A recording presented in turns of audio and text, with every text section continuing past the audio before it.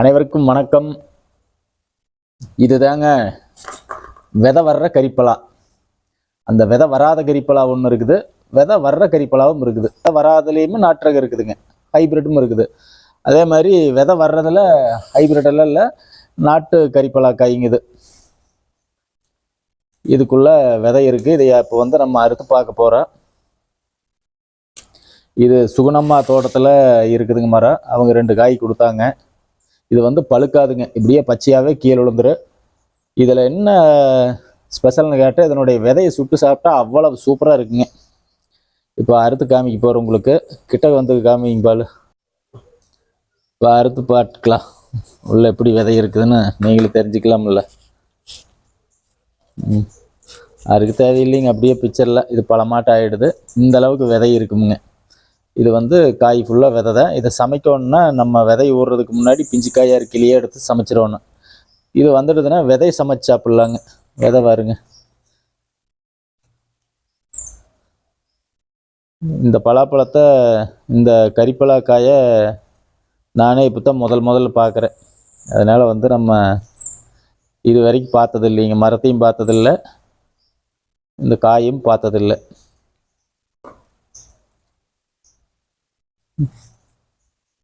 இது எல்லா பக்கம் வருங்க. எல்லா மண்ணுக்கும், எல்லா தண்ணிக்கும், எல்லா இடங்களுக்கும் வரக்கூடியதுதான் கரிப்பலா. நம்ம பலாமரம் மாட்டு உப்பு தண்ணி, சப்ப தண்ணி, இந்த ஜல்லிமண் பூமிகா அப்படி எல்லாம் அது வர்றது இல்லைங்க. நம்ம பலாப்பழம் அந்த மரம். ஆனால் இது எல்லா இடங்கள்லையும் வரும். இது கரிப்பலா மரமாட்டாவே தான் இருக்குங்க.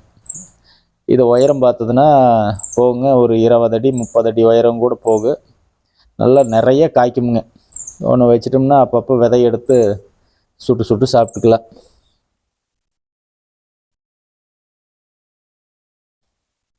இதில் எத்தனை விதை இருக்குதுன்னு எண்ணிடலாங்க. எடுத்து ஒரு 20 விதை வரலாம்னு நினைக்கிறேன். பெரிய விதையும் இருக்குது, சின்ன விதையும் இருக்குது.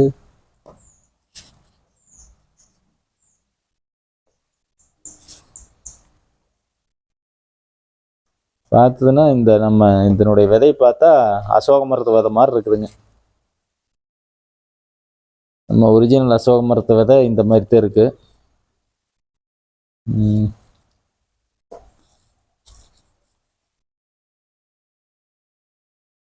இப்போவே எல்லாம் முளைப்பு விட்டுடுதுங்க. நல்லா காய் திரண்டதுனால இதை முளைப்பு வருது பாருங்க. முளைப்பு வருது, எல்லாத்துலேயுமே முளை வருது பாருங்க. அதுங்க அப்படி போட்டு விடுவோம் நிறைய, இல்லைன்னா டேமேஜ் ஆயிடுவானுங்க, அப்புறம் சிக்கலாகி போகுது.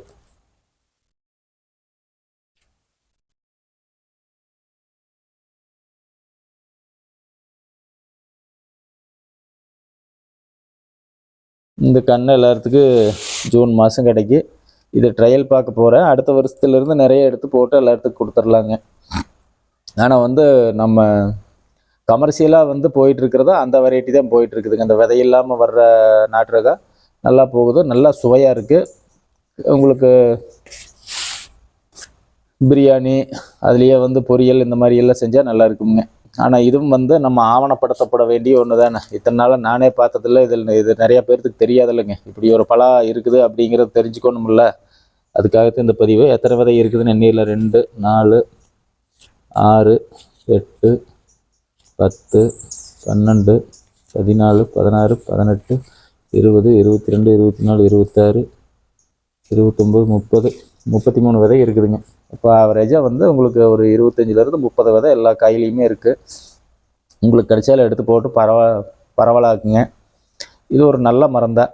இதில் தான் விதை உளுந்து முளைச்சிட்டே இருக்குங்க. அப்புறம் இந்த மைக்ரோ கிளைமேட் உருவாக்கணும் அப்படின்னா கரிப்பலா மரம் வச்சிங்கன்னா நல்ல மைக்ரோ கிளைமேட் உருவாகு. நிழலுக்கே கண்ட மரத்தையெல்லாம் வைக்கிறதுக்கு இந்த கரிப்பலா மரத்தை வச்சிட்டிங்கன்னா நல்லா குடையாட்டம் நிழல் மயக்கி உங்களுக்கு பலனும் கொடுக்குங்க. இதுதான் நானே முதல் தடவை பார்க்குறேன். ரொம்ப மகிழ்ச்சியான விஷயம். சுகுணம்மாவுக்கு ரொம்ப ரொம்ப நன்றிங்கம்மா. ஏன்னா அவங்க தானே இந்த மரத்தை வச்சு இவ்வளோ நாள் காப்பாற்றிருக்கிறாங்க. இந்த மாதிரி ஒவ்வொன்றா தேடி எடுக்க வேண்டிய சூழ்நிலையில் தான் இருக்கிறோம். இதை பார்த்துக்குங்க. இந்த கன்று எல்லாத்துக்குமே வர்ற ஜூனில் கிடைக்கி.